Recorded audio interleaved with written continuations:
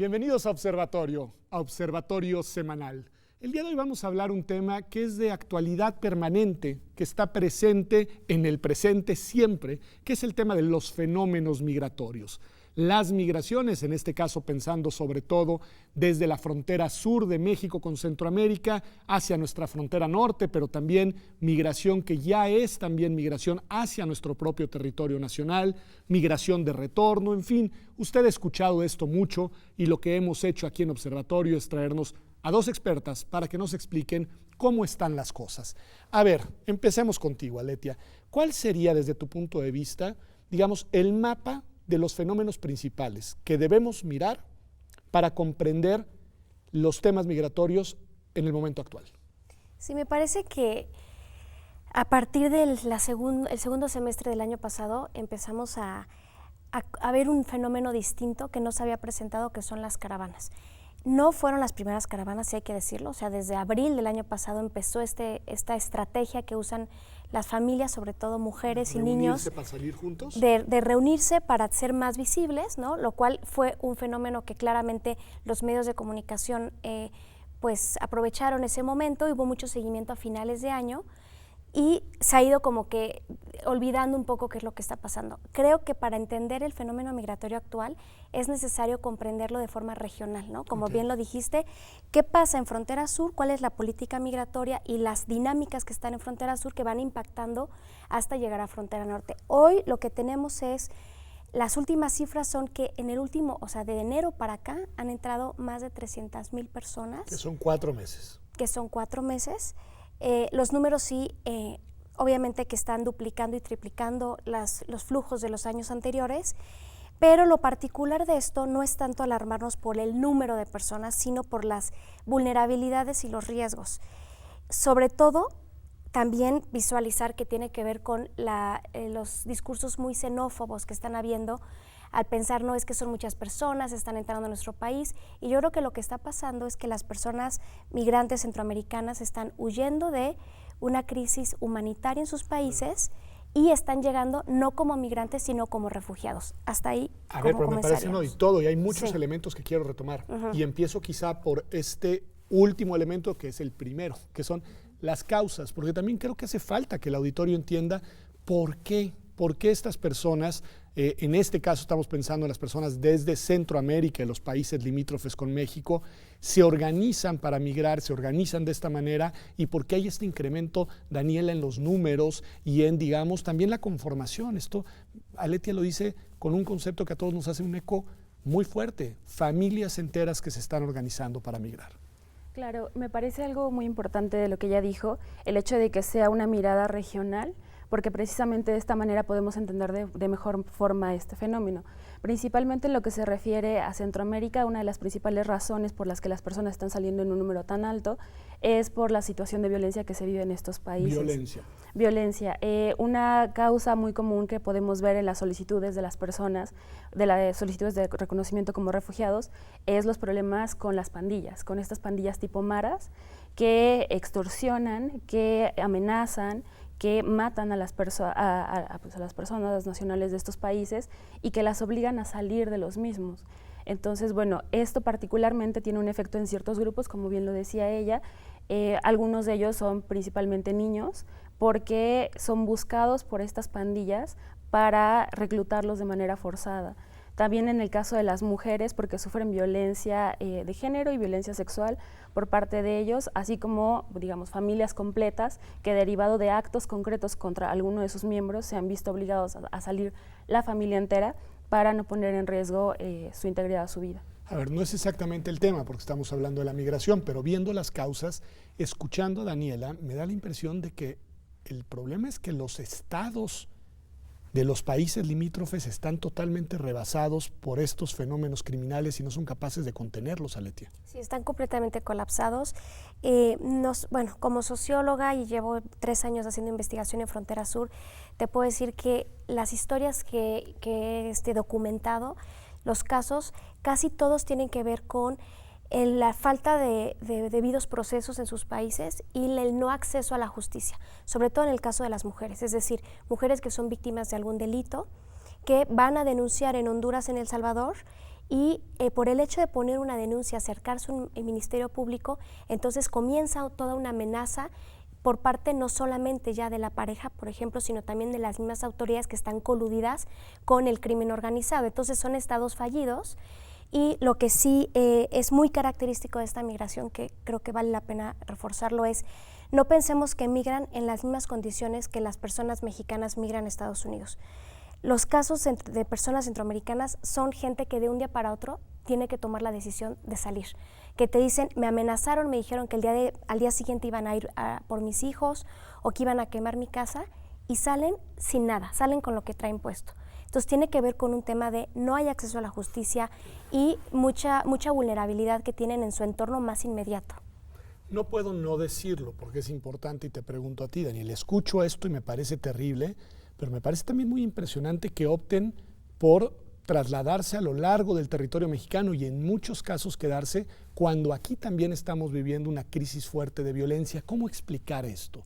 ¿Cómo explicar que México resulte, pues si no una situación atractiva, sí una situación mejor que en la que están, y si no, cuando menos que se animen a pasar por nuestro territorio a pesar de todo lo que se sabe de los riesgos que corren?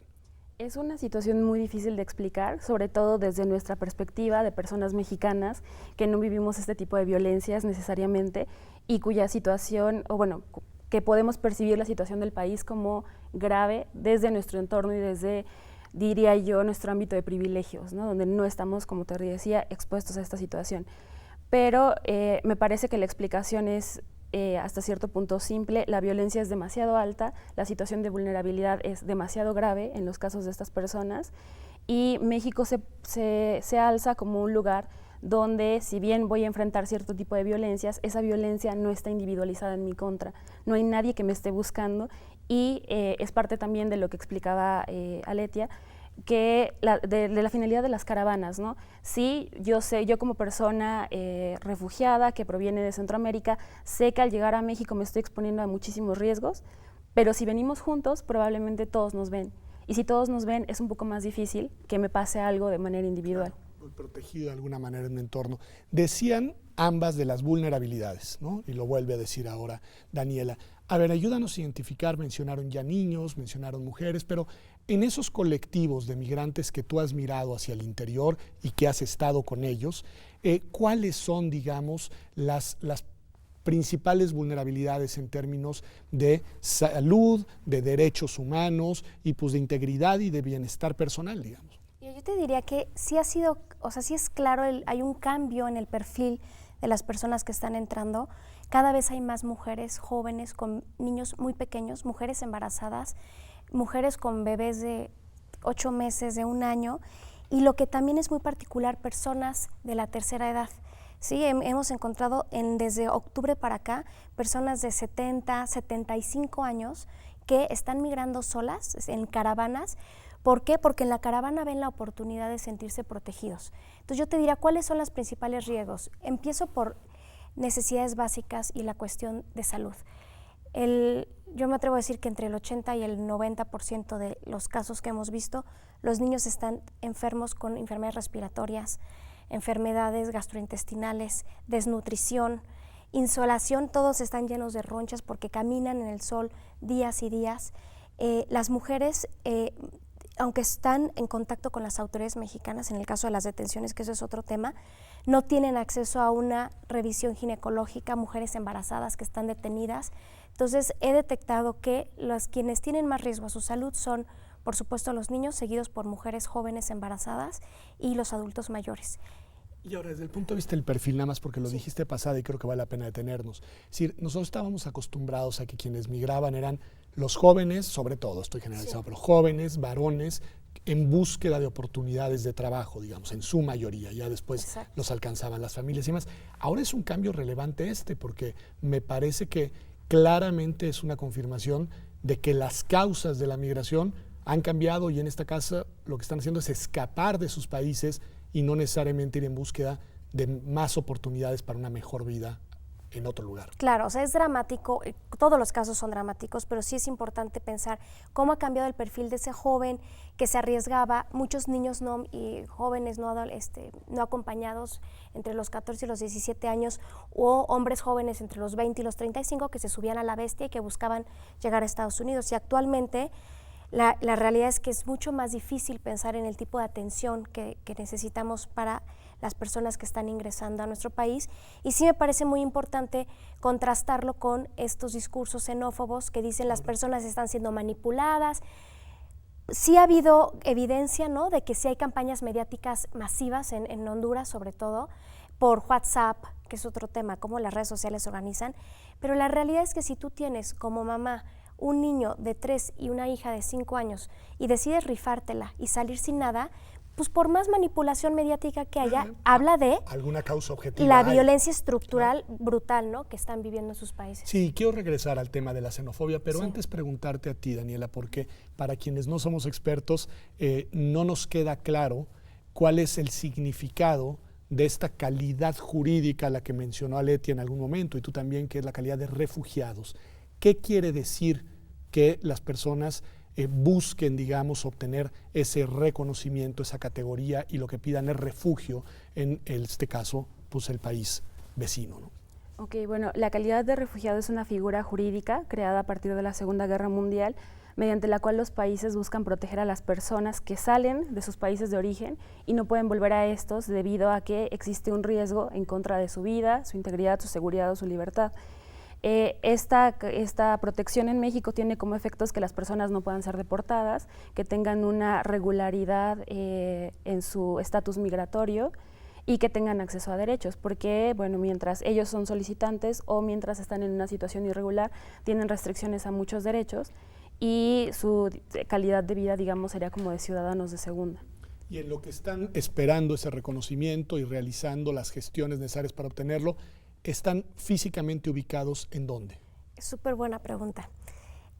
Hemos visto cambios muy importantes de octubre para acá, o sea, podemos decir son solo unos meses, pero primero por el cambio de gobierno y después también han habido distintas estrategias que el gobierno está adoptando para brindar protección humanitaria. El refugio es una figura la más completa para brindar protección humanitaria, pero no es la única. Entonces, lo que estamos viendo son dos cosas. Por un lado, las personas que están solicitando refugio tendrían que estar en el proceso de la solicitud en algún albergue o en situaciones que estén alternativas a la detención.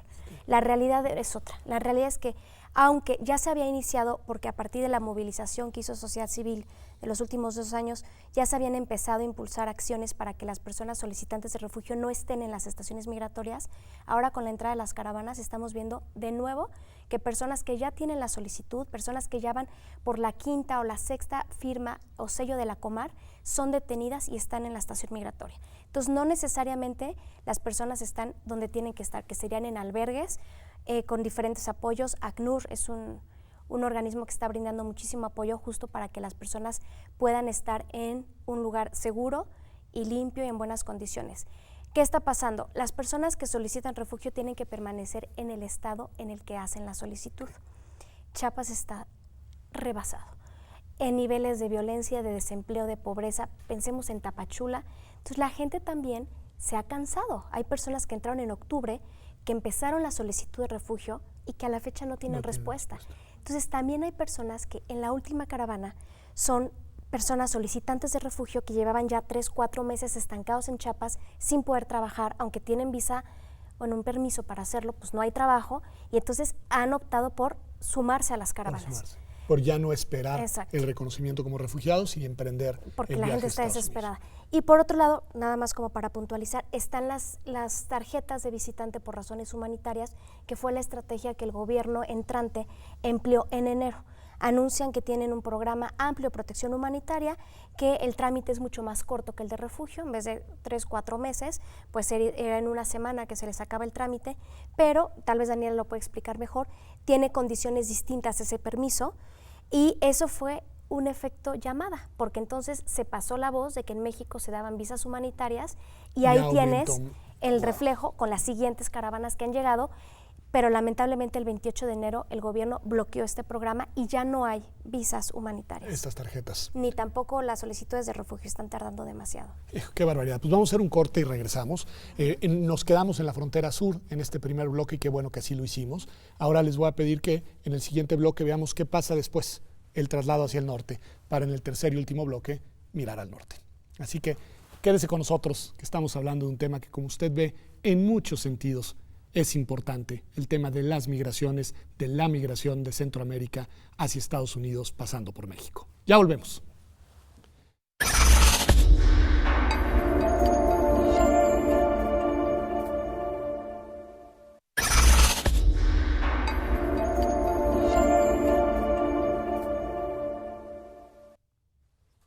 Ya volvemos aquí a Observatorio Cotidiano. Estamos hablando de este tema importante y muy relevante de las migraciones.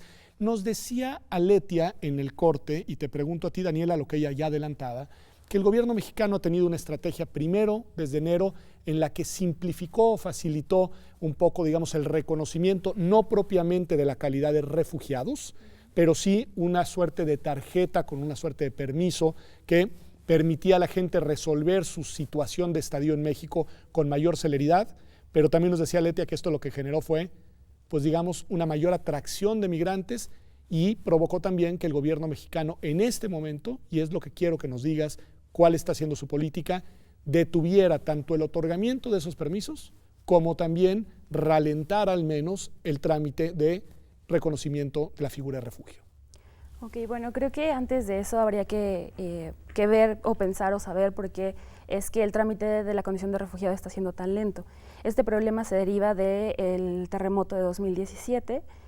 Las oficinas de Comar resultaron muy dañadas, muchos expedientes quedaron atrapados en el edificio. Entonces, en ese momento lo que hizo Comar fue emitir un acuerdo de suspensión de plazos. ¿Qué es Comar?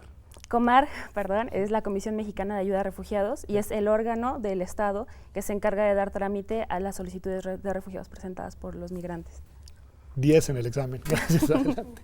Sí, entonces, bueno, Comar, por ley el procedimiento debería de durar 45 días hábiles. A partir de este siniestro se suspenden los plazos y Comar se da permiso a sí mismo de tardarse un poco más en la resolución. En ese caso había una causa justificada porque se tuvo que abandonar el edificio, la sede de la Comar cambió y entonces, bueno, de esa manera fue que se detuvieron los plazos. El problema fue que en el inter de todos estos meses, el número de personas que llegan a México subió, el número de solicitantes también, y entonces la Comar de repente tenía un montón de procedimientos anteriores que se habían extendido en plazo y tenía un número muy grande de casos nuevos que estaban llegando.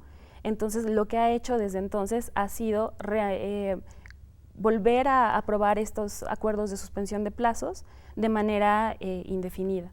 ¿Qué es lo que pasa? Que el procedimiento, en lugar de durar 45 días, ahorita una persona si llega a Comar, pide el reconocimiento, le dicen que su procedimiento puede durar de 8 meses a 1 año, en el mejor de los casos, que sea que le reconozcan en el primer intento y que no tenga que recurrir la decisión. Entonces, bueno, eso por una parte. Por otro, como bien lo decía Letia, hubo este programa de dar tarjetas de visitante por razones humanitarias. Estas tarjetas siguen existiendo porque hay una regulación legal para las mismas y son las que se les otorga a las personas que presentan su solicitud de reconocimiento como refugiado. Mientras esas personas no son reconocidas como refugiado, tienen esta tarjeta. Esta tarjeta tiene una vigencia de 1 año y es renovable solamente si la persona está en un procedimiento de reconocimiento.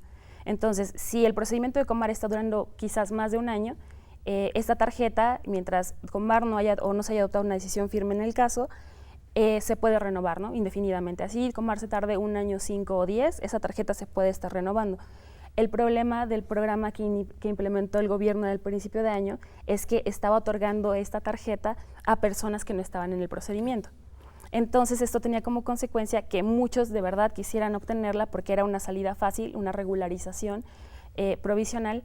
El efecto o el problema va a ser 1 año después, porque cuando esta tarjeta se venza, no necesariamente se les va a renovar a todas las personas. Y entonces esta podría ser simplemente un sucedáneo durante 1 año y después volver a encontrarse en la situación en la que estaban al inicio antes de obtenerla. Exactamente. A ver, el nuevo gobierno y la política migratoria.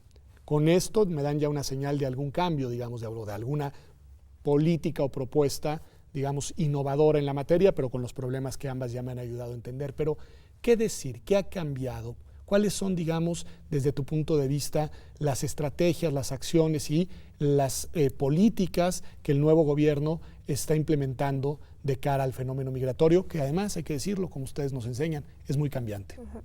Creo que es muy complejo pensar en qué es una estrategia lineal o una estrategia que tenga una planeación clara. En los pocos meses que tenemos de gobierno, vemos que han habido diferentes sucesos que cada mes el Instituto Nacional de Migración, con esto de que la Comar está rebasada y que el instituto ha sido quien está asignando las tarjetas, se ha visto en una posibilidad de no poder cumplir con los compromisos que se habían hecho en política migratoria. El gobierno mexicano entrante inicia diciendo vamos a promover una migración ordenada y segura. Parte de la estrategia de migración ordenada es registrar a las personas y darles la la tarjeta de visitante por razones humanitarias. Sin embargo, hay un elemento muy importante que analizar, es también la falta de capacidad de los gobiernos locales en coordinación con el Instituto Nacional de Migración. En marzo hay un evento muy importante que cambia toda la política, que es que en Tapachula se cierra la oficina de regulación migratoria del Instituto Nacional de Migración. Y con eso se vuelve aún más grande un tapón de un flujo importante de migrantes que vienen de diferentes países de África. Hay gente que viene del Congo, de Senegal, también hay cubanos, haitianos, que normalmente entraban a México, gente de la India, Pakistán, Bangladesh, que adquirían un permiso para transitar libremente por el país, que era más bien un oficio de abandono de un procedimiento. Al cerrar la oficina de Tapachula, tienes ahí un flujo que está parado, detenido, en situaciones, la verdad, de mucha precariedad. Y por otro lado tienes a las caravanas centroamericanas. Entonces el gobierno ahorita está rebasado en capacidades, ha decidido cerrar esta idea de migración ordenada y segura, pensando en visas por razones humanitarias, y entonces ya no está operando a puertas abiertas como vimos en enero. Hay una diferencia enorme entre la caravana de octubre, que son esas imágenes donde están en el puente y las personas están varadas 4 días en el puente, a la caravana de enero, donde las personas de forma segura, ordenada, entraron por el puente en Ciudad Hidalgo, que es la frontera entre Guatemala y México, a lo que tenemos actualmente, que es grupos de caravanas más pequeños que están siendo detenidos, que están siendo perseguidos. Es el caso de la detención que hubo el lunes pasado en Tapachula, afuera de Tapachula, donde se detienen a más de 300 migrantes. O sea, ahorita la política es de criminalización y de detención. Es volver en una condición aún peor, porque por lo menos en enero se estaba apostando al oficio de solicitud de refugio, y actualmente eso ya está muy colapsado. A ver, necesitamos una explicación para eso, Daniela, porque me parece muy interesante un gobierno que llega genuinamente, y hay que creérselos, con la intención de cambiar la lógica de la política migratoria y esta idea de orden y seguridad, y vamos a hacerlo, digamos, de una manera, además, con mucho sentido humanitario, y en algún momento tienen que reconsiderar la estrategia, repensar la manera de lidiar con el fenómeno y cambiar las acciones que están llevando a cabo. ¿Por qué? Puede deberse a muchas causas. Una, en principio, es lo que mencionábamos del efecto llamada, ¿no? O sea, creer que las caravanas iban a ser un fenómeno único, donde nos iban a llegar 1, 2, 3 caravanas y todo iba a detenerse de esa manera, ¿no? Eso, los hechos nos han demostrado que no es así y que no va a ser así. Y eso podría ser una cuestión, pensar en las medidas a corto plazo y no pensar en una migración ordenada a largo plazo. Por otro lado, las tensiones que puede llegar a haber con Estados Unidos respecto al manejo de las caravanas, porque ha sido muy público que el presidente de Estados Unidos no ha estado de acuerdo con el tratamiento que se le dio a las personas en esta lógica inicial del gobierno entrante de fronteras abiertas, ¿no? Y uno de los principales argumentos que daba el propio Donald Trump era que eso iba a generar que llegaran muchas más personas a México y por lo tanto muchas más personas a la frontera norte. Lo cual hay que decir que descriptivamente parecía que sí estaba sucediendo. Sí. Digo, como un dado argumento de hecho, ¿no? Bueno o malo ya después se valora de otra manera, pero eso sí es verdad. Aletia, tú has hablado del tema de las reacciones xenófobas, es decir, del rechazo por parte de los locales, en este caso mexicanos y mexicanas, a el paso por sus localidades de los migrantes y sobre todo también a su permanencia cuando así deciden hacerlo. ¿Qué decir de esto? Porque tengo la impresión de que de alguna manera este es un fenómeno siempre posiblemente presente, pero que no era, digamos, el rasgo característico de la manera en la que las y los mexicanos lidian con el fenómeno migratorio. Claro, es claro, ¿no? Cómo ha habido un desgaste también por parte de la sociedad en cuanto al tipo de apoyo y de bienvenida que se les daba a las primeras personas que entraron en caravana, lo que está pasando actualmente. Claramente esto está en Chiapas, ¿no? Al principio, con la primera caravana hubo mucha gente que ayudó. De hecho, se hizo una estrategia que más bien fue informal, donde había personas que consiguieron transporte para ayudar a cruzar fácilmente el territorio mexicano y llegar al norte, porque la lógica era, están de paso. Entonces México y la sociedad mexicana en general, que es una sociedad que tiende a ayudar al otro, ahora es una situación diferente. En Chiapas se están haciendo negociaciones entre los municipios para ver quién recibe o dónde se pueden montar los albergues, porque la gente ya no quiere a los migrantes y porque se ha creado un mensaje muy xenófobo de que son criminales y que están aquí como una amenaza, lo cual no es verdad. Salió una publicación la semana pasada muy interesante donde se comparan las cifras de criminalidad en Chiapas el mismo mes, ¿sí? Abril del 2019 con 18 y con 2017, y no ha incrementado el crimen en lo local. Está bueno, o sea, ese es un dato que no es cierto. Por supuesto, es un dato que no es cierto y que está en la mente de las personas, pero no son los migrantes quienes vienen a asaltar, los migrantes vienen a sobrevivir. Creo que sí hay un tema importante en cuanto a las estrategias que tienen las personas para cruzar al norte y que se van viendo obstaculizadas por este hartazgo de la sociedad mexicana. Cada vez hay menos posibilidades de que encuentren ayuda en el camino y sobre todo estos transportes o estos aventones que les permitían cruzar más fácil el territorio. A ver, ¿y cómo cruzan el territorio si esos aventones se han disminuido? Es decir, ¿caminan, la bestia? Es decir, ¿qué es lo que sucede, Daniela, en el traslado para atravesar un territorio tan grande como el nuestro? La mayoría de las veces lo que hacen es juntar dinero de cualquier manera posible, trabajando, barriendo calles, lavando ropa, lavando coches y buscar la forma de transportarse por las vías normales. Hay muchas de seguridad, me imagino. Claro, pero hay muchas personas que no pueden hacer eso porque el número es muy grande y, como decían, la misma reacción contraria de las personas que viven cerca de las fronteras hace que ya no les den tanta posibilidad de tener estos pequeños trabajos para obtener ingresos. Estos aventones fueron un cambio muy importante porque entre eso y la política de puertas abiertas se generó que ya no hubiera tantos desplazamientos en la bestia, por ejemplo. Hubo mucho tiempo donde el número de personas que se trasladaban de esa forma hay que decir que la bestia bajó. Es este tren en el cual los migrantes intentan, digamos, escalar para trasladarse en el mismo, digamos. Sí, exactamente. Entonces, bueno, bajó por una temporada el uso de la bestia. Sin embargo, a partir de los últimos operativos de seguridad y de estas detenciones masivas y arbitrarias, lo que se ha generado ha sido usar de nuevo a la bestia. Entonces, en últimos días podemos ver que en los medios hay distintas notas, información que va creciendo del uso de este medio de nueva cuenta. Que es además altamente riesgoso para todos y me imagino que todavía más riesgoso por una condición de capacidades físicas para las mujeres con los bebés, para los niños chiquitos, es decir… Y los adultos mayores. Y los adultos mayores. Ellos no están subiéndose a la bestia y normalmente no migran, las mujeres no migran en la bestia, ni están en los albergues que están cerca de la bestia. Las mujeres, por una cuestión de seguridad, tienen que migrar en transporte privado, tienen que moverse en transporte privado y estar en hoteles porque están menos expuestas a la violencia sexual. Entonces, también entender que no todos están llegando con caravanas, también sigue habiendo un flujo de personas que van con los traficantes, que sí, ellos sí están haciendo un negocio redondo, ¿no? A partir de todas estas barreras que se van encontrando desde que ingresan a territorio mexicano. Los obstáculos que pone la sociedad y el gobierno mexicano se vuelven en una oportunidad de explotación para estas organizaciones criminales que se dedican a traficar personas. Me parece tremendo lo que nos han contado hasta ahorita, pero estamos ahora todavía en territorio mexicano. Damos un corte y regresamos para que nos digan qué pasa cuando llegan al norte. ¿Qué está sucediendo cuando lograron de una o de otra manera, por un medio o por el otro, atravesar territorio nacional y llegar a la frontera norte de nuestro país con los Estados Unidos? Ya volvemos, quédese con nosotros. Esto es Observatorio Semanal.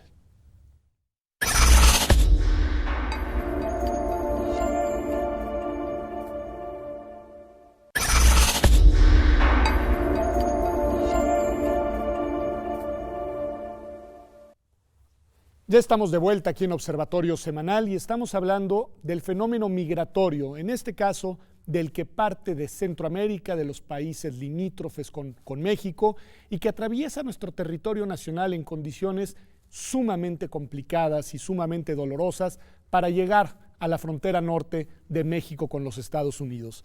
Asumo y supongo, Aletia, que la aspiración, el deseo de estas personas que salen de sus países huyendo de muchas causas y sobre todo de la violencia, pero que en esa búsqueda de una vida mejor aspiran a llegar no solamente a la frontera norte, México, Estados Unidos, sino a cruzar esa frontera norte y lograr empezar una vida, digamos, pues renovada en el país vecino, ahora de nuestro país, pero ya, digamos, en el norte del país. ¿Cuántas personas logran llegar en porcentajes? ¿Qué números tenemos? ¿Y cuántas logran pues su objetivo, cruzar Estados Unidos y empezar una vida allá? Mira, en general, el objetivo sí era, o naturalmente ha sido llegar hasta Estados Unidos. Sí vemos claramente que ya desde octubre para acá, yo te diría el 30-40% de las personas que migran en caravana no, a lo largo del camino o desde que llegan a México, lo que quieren es una vida tranquila y no necesariamente es llegar hasta el norte. Son 30-40%. Está dispuesta a quedarse en México si encuentra la posibilidad si encuentra de quedarse. trabajo y una vida decente, una vida digna. Ahora, sí es importante pensar que en la mayoría del flujo sí se está yendo hacia arriba, pero vemos cómo se va dispersando. Si pensamos en la estrategia de movilidad de la primera caravana, llegan un grupo grande de 6,000, 8,000 personas y ya cuando llegan a Estados Unidos ya son grupos más dispersos de 3,000, 1,500, 2,000 personas. Yo te diría que es muy poco el porcentaje de personas que están logrando entrar.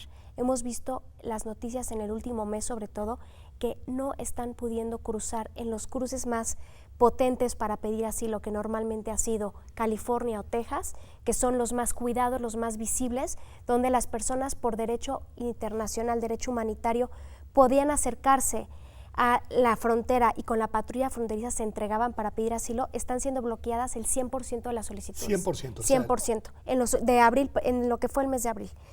Hay una cifra que nos dice que en California se detuvieron de octubre para acá a 360,000 personas centroamericanas. A ver, va el número de nuevo. 360,000 personas centroamericanas. Solo en California. Solo en California. Entre octubre y mayo. Entonces, esto nos está diciendo que es prácticamente imposible solicitar el refugio. Hay categorías particulares o casos particulares con los niños no acompañados y con mujeres con menores de edad. Sin embargo, también las noticias, justamente sale esta semana en el New York Times, que inclusive hay casos de niños en Tijuana, niños no acompañados, que están en los albergues, en el YMCA en Tijuana, y que están obviamente colapsados los albergues, de jóvenes no acompañados que no están pudiendo acceder al procedimiento en Estados Unidos. A ver, me impresionan mucho los datos y me lleva a pensar en dos dimensiones del asunto, dos dimensiones geográficas. Lo que supone para nuestros puntos y ciudades fronterizas la llegada de estas personas que después no van a poder pasar hacia los Estados Unidos o que no están logrando hacerlo. Ahí volvemos a tener, me imagino, Daniela, y te pregunto, como ya nos decía Letia, refugios y la necesidad de asimilar y la necesidad de darle, pues digamos, los mínimos necesarios para tener condiciones de vida salubres a estas personas. ¿Qué está pasando con nuestras ciudades en el norte que reciben a estas personas que no están pudiendo cruzar? Precisamente igual que las ciudades del sur se ven sobrepasadas para, digamos, en sus capacidades para poder recibir a estas personas. Y lo que sucede es, como hemos mencionado a lo largo de todo el programa, que ha ido cambiándose la actitud y la disponibilidad de servicios, de recursos a lo largo del tiempo. Entonces, las primeras caravanas que llegaron tuvieron un apoyo muy importante en Ciudad de México, se concentraron de manera prioritaria en la ciudad de Tijuana, y ahí hubo distintas formas en las que se les trató de apoyar dándoles un albergue donde pudieran estar, alimentos. Muchas organizaciones apoyaron digamos, en estos, para poder brindar estos servicios. Hubo muchas donaciones de la ciudad para poder mantenerlos, darles alimento. Sin embargo, conforme van llegando más personas, esto se ha vuelto muy complicado. Los discursos xenofóbicos, los actos de violencia han hecho que se empiece a segregar a las personas. Entonces tenemos a muchas de ellas que tienen que estar en condiciones prácticamente de calle y muchas otras que son víctimas de estos operativos migratorios, que son detenidas de manera express, sin que se les garantice ningún tipo de derecho y que son deportadas de la misma manera. ¿Desde México hacia Centroamérica? Desde México hacia Centroamérica. Y un caso muy importante que salió hace unas semanas fue el caso de Piedras Negras, Coahuila, donde se detuvo a un grupo grande de personas migrantes y que se detuvieron, como te decía, de manera muy expedita y de esa misma forma fueron deportados a sus países de origen. Y sobre eso, particularmente, bueno, en la organización donde yo trabajo, alcanzamos a representar a algunas de las personas que estaban, en esa situación. En ese caso, el juzgado de distrito que conoció del amparo que promovimos ordenó una medida de suspensión en contra de la detención. Esto significaba que la persona podía salir y llevar todo su procedimiento de amparo en libertad. El secretario del juzgado no alcanzó a notificar la decisión porque el migrante ya había sido deportado.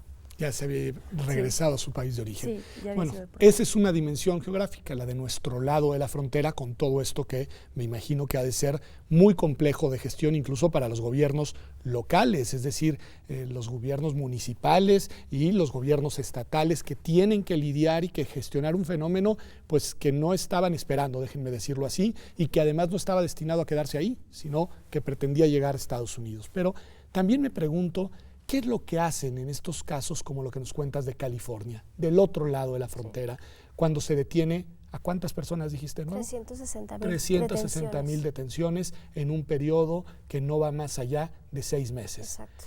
¿Qué sucede con esas personas? ¿Qué hacen en Estados Unidos con ese número de personas detenidas por ser simplemente migrantes en situación irregular? Sí, bueno, son dos temas bien complejos. Por un lado, antes de pasar a quisiera exponer la estrategia de Trump que se llama Stay in Mexico o Quédate en México, que es todas estas solicitudes de refugio, Estados Unidos las recibe, pero tienen que esperar a su juicio y a su resolución en territorio mexicano. En México. Entonces sí tenemos ahorita que yo te diría que de unos meses para acá, el 80% de las solicitudes en Estados Unidos tienen las personas que permanecen en territorio mexicano, los cuales las sigue exponiendo a enormes riesgos de violencia, de precariedad en Ciudad Juárez y en Tijuana sobre todo. Por otro lado, en el tema de las detenciones en Estados Unidos ha sido muy sonado estos grupos paramilitares que están deteniendo de forma arbitraria a personas por estos perfilamiento racial, por su fenotipo, que sean identificables como migrantes y muy posiblemente migrantes irregulares. Son grupos de personas que están en la frontera y que detienen a migrantes y los llevan ante las autoridades. Aunque no Nuevo tengan, México. No. Pero son grupos de ultraderecha en Estados Unidos que están levantando a los migrantes y los están llevando por su apariencia física. Por su apariencia física. Entonces, también a la par de todo el problema de saturación de los procesos de protección humanitaria en Estados Unidos, en la frontera, está el tema también del racismo, ¿no? y la violencia contra personas que muchos ya llevan muchos años en Estados Unidos o que están recién ingresando a territorio estadounidense justamente para buscar asilo, para buscar una mejor vida. El presidente Andrés Manuel López Obrador le ha dicho, entiendo, porque ha sido público al presidente Donald Trump, que la mejor manera de enfrentar este fenómeno migratorio es realizando una inversión de recursos económicos estratégica en los países de Centroamérica para elevar sus capacidades económicas y generar condiciones, oportunidades de trabajo y condiciones de vida digna. ¿Qué decir de eso, Daniela? Es decir, ¿lo ves viable, no lo ves viable? ¿Es una buena idea o es simplemente, digamos, una ocurrencia bien intencionada? Eso también es complicado de calificarlo. A mí me parece que es ver el problema de una forma muy parcial. Sí, las condiciones económicas son una situación que motiva la migración centroamericana hacia México y Estados Unidos, pero no solamente. Y lo decía Leti al inicio del programa, se trata de estados fallidos. Un estado fallido no va a componer su situación con base en una inversión. Es una parte del problema, sí, pero hay otras condiciones democráticas, de derechos humanos, de igualdad, que no se solucionan de esa manera y que requieren otro tipo de mecanismos que no necesariamente van a... Va a ser solo dinero. Va a ser solo dinero. Es una recomposición tanto de las instituciones para la creación de estados como de las sociedades, es decir, una cirugía mayor, muy difícil de imaginar, Aletia. No sé, tu opinión sobre esa... Te vuelvo a decirlo, creo que legítima y genuina y creo de nuevo bien intencionada idea del presidente López Obrador. Sí, creo que son como varios frentes de donde se tendría que atender el fenómeno. también es la realidad que México sí tiene la capacidad para dar refugio a estos flujos. ¿Sí? Como país, el tamaño de la economía, es verdad que tenemos problemas importantes de desigualdad, de desempleo, de violencia, pero si nosotros miramos hacia las dinámicas que están sucediendo en el Medio Oriente, lo que está sucediendo en Europa, y vemos cómo los países más ricos siempre son los que tienen la tendencia a cerrar las puertas ante los refugiados, y países que tienen problemas fuertes, pero que son los que están cercanos a los países que están expulsando a las personas, han podido encontrar en el refugio una posibilidad de impulso a la economía. O sea, ¿tú crees que podríamos ver a los migrantes como una oportunidad? Como una oportunidad de impulsar a la economía, una oportunidad también hasta desde una perspectiva cultural, y de impulsar proyectos regionales con el Triángulo Norte Centroamérica. Es decir, esta idea de que México está rebasado para integrar a los refugiados, creo que es un error. Okay. Lo mismo Estados Unidos. O sea, sí creo que hay una forma distinta de poder atenderlo y que no es únicamente desde el Instituto Nacional de Migración. Aquí no podemos dejar en manos del instituto, porque haga lo que haga el instituto en estos momentos no es suficiente. Okay. Y no es su función, además, pensar en algo más estructural, más estable, aquí tiene más que ser algo interinstitucional, una política pública integral donde ya ha estado interviniendo Secretaría del Trabajo, pero tiene que ser Secretaría de Salud, Educación, Trabajo. Son muchos frentes de donde se tiene que atender, y sí se tiene esa capacidad, siempre y cuando también hubiera otros mecanismos para mejorar las condiciones, porque la gente en el momento que pueda regresar a su casa, a mí me lo han dicho, si yo pudiera regresar, yo quiero estar allá, ya está mi familia, está mi vida, no quieren estar expuestos a esto. Y a un cambio así de vida que ha de ser brutal, la migración forzada, ¿no? Y sobre todo en las condiciones con los niños pequeños, ¿no? No, ha de ser durísimo. Daniela, la última pregunta, porque se nos fue el tiempo, pero la última pregunta es, todo lo que he escuchado me hace pensar, sin ser experto, que lo que ha disminuido de manera considerable es la tendencia de migrantes mexicanos y mexicanas hacia los Estados Unidos, porque lo que veo, lo que escucho acá es más, digamos, de migración centroamericana que incluso se queda en México. No sé, ¿qué decir de eso? ¿Si han disminuido los flujos o las cantidades de personas que quieren migrar mexicanas a Estados Unidos o no? Creo que estas políticas migratorias en Estados Unidos sí generan cierto efecto disuasorio, porque generan miedo en las personas, ¿no? El miedo de ser detenidos, de ser deportados, de ser separados de sus hijos e hijas. Entonces sí puede haber esta tendencia. No me atrevería a decir que son más personas centroamericanas las que quieren llegar a Estados Unidos que las mexicanas, porque a mí me parece que lo que está pasando en este momento es que el problema de las personas centroamericanas es mucho más visible en este momento, ¿no? O sea, llegan en caravanas, todos los vemos, todos los medios cubren todo lo que está pasando, pero eso no significa que no siga habiendo personas, y un número muy alto de personas mexicanas que quieren migrar hacia Estados Unidos. Y que tienen familiares allá, hay redes ya, que me parece que es una de las maneras en las que funciona el fenómeno migratorio, si es que las he entendido bien a ustedes. Muchas gracias, Aletia. En verdad, muchas gracias, Daniela, muchas gracias. Lo que sí es que queda esto como una invitación permanente, porque el tema es un tema que merece estar siendo analizado conforme va sucediendo, y es un tema de la máxima relevancia social, humana, y yo diría también estratégica para la convivencia entre nuestros estados y para la estabilidad de nuestras instituciones sociales, políticas y económicas en la región, digamos, centroamericana, pero también en la región norteamericana. Gracias por habernos acompañado aquí a Observatorio Semanal. Nos vemos como todas las semanas el próximo domingo en TV UNAM.